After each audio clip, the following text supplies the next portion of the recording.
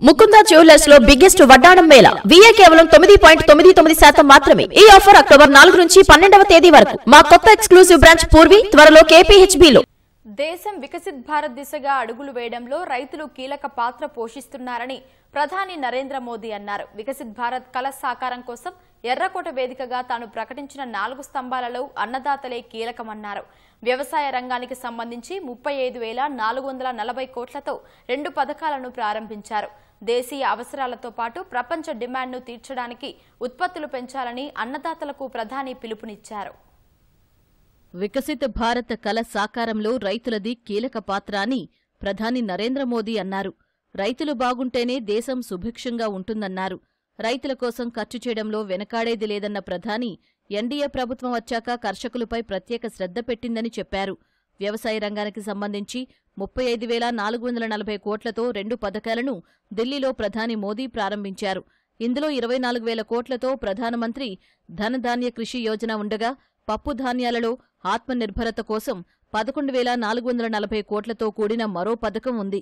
వ్యవసాయం, పశుసంవర్ధకం, మత్స్య, ఆహార ప్రాసెసింగ్ రంగాల్లో 5,450 కోట్లకు పైగా విలువైన ప్రాజెక్టులను సైతం ప్రధాని ప్రారంభించారు. 815 కోట్ల విలువైన అదనపు ప్రాజెక్టులకు శంకుస్థాపన చేశారు. ఈ సందర్భంగా మాట్లాడిన ప్రధాని దేశీయ అవసరాలతో పాటు ప్రపంచ డిమాండ్ను తీర్చడానికి కూడా ఉత్పత్తిని పెంచాలని రైతులకు పిలుపునిచ్చారు. 2014 కంటే ముందు అధికారంలో ఉన్న కాంగ్రెస్ ఆ 10 ఏళ్లలో ఎరువులపై ఇచ్చిన సబ్సిడీ తక్కువని ప్రధాని పేర్కొన్నారు. ఎన్డీఏ ప్రభుత్వం గత 10 ఏళ్లలో ఎరువులపై 13 లక్షల కోట్లకు పైగా సబ్సిడీ ఇచ్చిందని చెప్పారు. मैंने लाल किले से विकसित भारत के 4 मजबूत स्तंभों की चर्चा की है. इन 4 स्तंभों में आप मेरे सभी किसान साथी हमारे सबसे अन्नदाता हमारे एक मजबूत स्तंभ है. बीते 11 वर्षों से सरकार का निरंतर प्रयास रहा है कि किसान सशक्त हो, खेती पर ज्यादा निवेश हो. कांग्रेस सरकार ने अपने 10 साल में खाद पर 5 लाख करोड़ रुपए की सब्सिडी दी. हमारी सरकार ने, भाजपा एनडीए की सरकार ने पिछले 10 साल में खाद में जो सब्सिडी है वो 13 लाख करोड़ रुपए से ज्यादा दी है. రైతుల ప్రయోజనాల కోసం విత్తనాల దగ్గర నుంచి మార్కెట్ వరకు ఎన్డీఏ ప్రభుత్వం అనేక సంస్కరణలు చేపట్టిందని ప్రధాని తెలిపారు.